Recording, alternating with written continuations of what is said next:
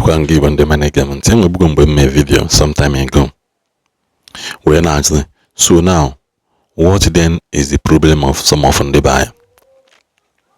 That an accusation, Nilo Okwuluora ego, automatically the mother saying accusation go be Okwuluora because he made a post, he made a video where he opened an and the mother. That as he stands now, Ebuka Obi would only be the greatest man of God anyway, and you also mentioned Mbaka as part of it. So, mana, this issue of divide to rule is what they are doing to use to scatter our people. Divide to rule. One time ago in our life in this country called Nigeria, especially Ndigbo, we all believe that Mbaka is the greatest man of God. Mana mala that na baton ni change. Mala na baton ni change. When boy ya be there's this thing called mantle shall be handed over to another person. What was the key relay risk anaba? Once ba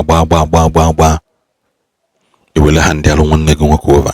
If you say that one the result of that your brother now next started from you, because if he did poorly, that your brother will also do poorly, or he will require more effort in order to close down the gap. But if you do well, hand there over the baton, your brother will easy and wapple with ease to put hand there over to another person. What is the problem? Can na jo kana most times na jo kedi ihe mele ne kedonye mele ayi ha kedonye na eme ayi dia onwele ihe ha gbanye n'ikuku si ndị Igbo ife nwanne gị nwoke na progress choba ka ịkwatuo ya. The only problem now is that if that thing is not coming from somebody like you, automatically they will kick against it. Na ihe na akpagale na social media now. The sisters in Hasimo State, the church Matthias, but at the end of the day, church, no parish, no priest, no reverend, no representative, no name, nothing. Nobody know them. No picture of Mbechi ha bishop, Mbechi ha monk one. Nobody that can come out and say ha monya. Williana Bagale, I didn't know Kitano wana hasigo na the church achuana ha. Everywhere sanga, everything another. Horoge naju onwolonye bulu some of ndị ba ya ọnụ. Aya happy ha kwesịrị itakolo na-eme ihe ọzọ. Enwere mgbe m kwuru okwu si unu na ọ bụrụ na onye Igbo bunite this protest anụnwa ka ejeje for Maazị Nnamdi Kanu on the 20th, ọ bụrụ na onye Igbo bunitele ya. Aya sị gị na akpụghe ịchọrọ iji Maazị Nnamdi Kanu shine. Kedu ebe ị nọ since? Gbede. Why didn't you people do it? Ọ bụrụ kịta ọ na-achọ shine mana na ya ka ndị ba anyị na rally around him to draw the necessary support they could. Just look at can the buy rally around him, forgetting the fact that na showere like it on Ndigbo. Okamma ka join ya na azumete haicho. But for us to sell our birthright to Showere, all because we think he's fighting for us, is a no for me. I don't know for you. So in the end of this video, go no here's Goku regarding those people na atakolo evangelist Ebuka Obi.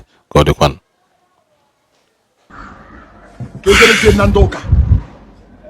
Evangelist Ebuka Obi. Evangelist Chukwu Ebuka no fienwe Obi ogene. Achọ me ma yiche. I don't care to know your opinion. And one man of God na Igbo na be stronger, more powerful than evangelist Chukwu Ebuka no fienwe. Also the Baba political war sentiments. Ana mara yogi Chukwu Ebuka no si Obi ogene. Ima na Maazị Nnamdi Kanu no nga. Kema ka fada chicken baka. Nwoke ji cassette, radio cassette na pure water bubi le. Oga pempe. Oko akaria. Mana asi ya deba. Now. Okay. Now come follow the crime Okwuluora committed, because all along our brothers in the Enugu branch, by Elijah way, all along we do to the Yem Oto Benine, now Kunienu, Okwuluora jikwa women car. They even allege that Nako Zion bribed Okwuluora with 7 million just to come and ridicule the name of Elijah.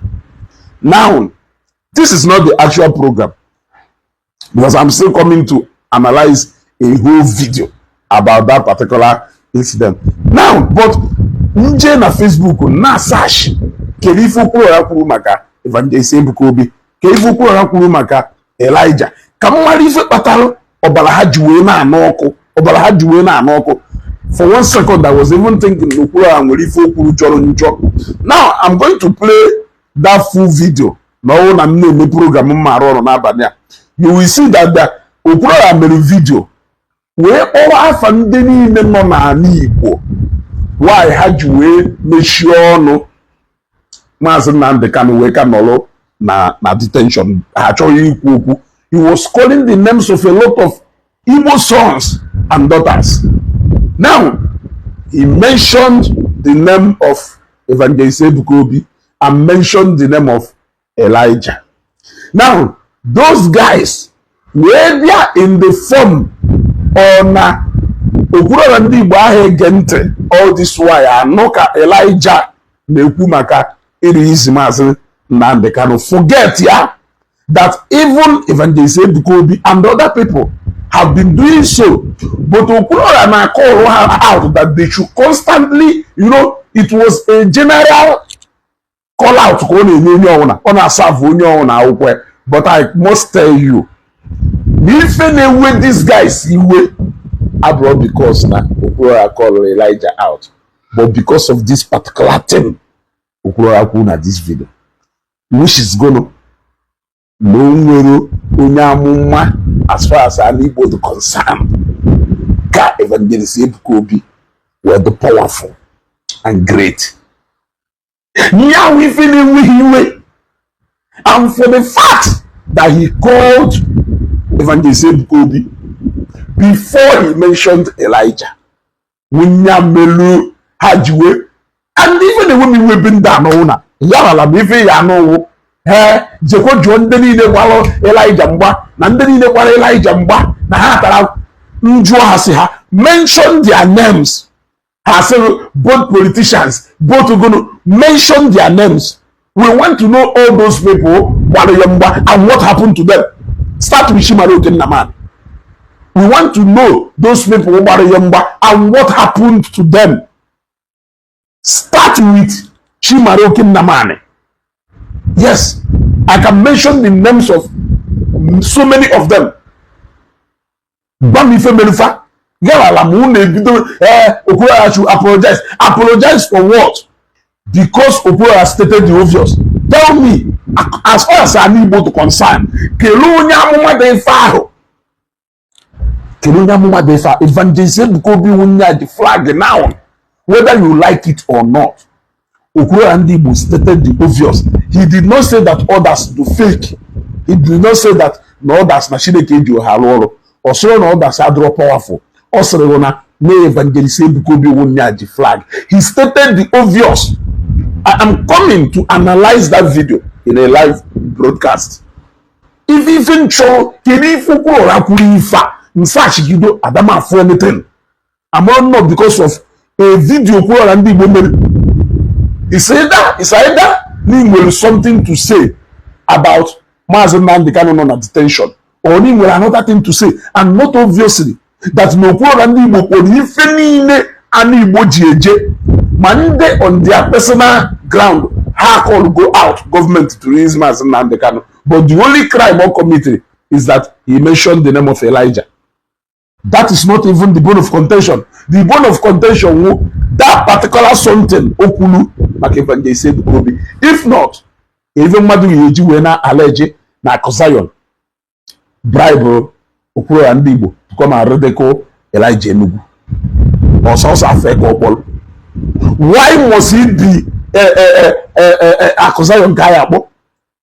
If that is to show you that the actual thing, because Okwuluora also called that Evangelist Ebuka Obi, even though he kept on playing tape. Elijah Nekumaki chef for that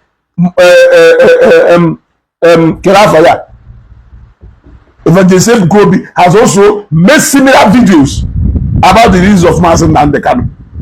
He called out everybody, called out Elijah, called out Evangelist Ebuka Obi.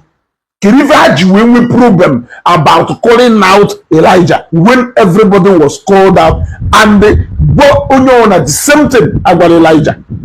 So Kirife need link to Zion bribing Okwuluora and Ndigbo. Now bribery to come and do that specific job, to come and redeco and bereto Elijah Enugu. Eje hime here is when a condemnation. Mberi ne bariamba. Melinka, you dare not fight him. He is this one. He is this one. He is this one. Onafu bohife. Onafu bohife. Onafu bohife. Yeah. Look at the video. A lot of people now upload it. Also, no problem about it. I am coming to analyze that video. Stay tuned. Okay, maybe this night. Share this video.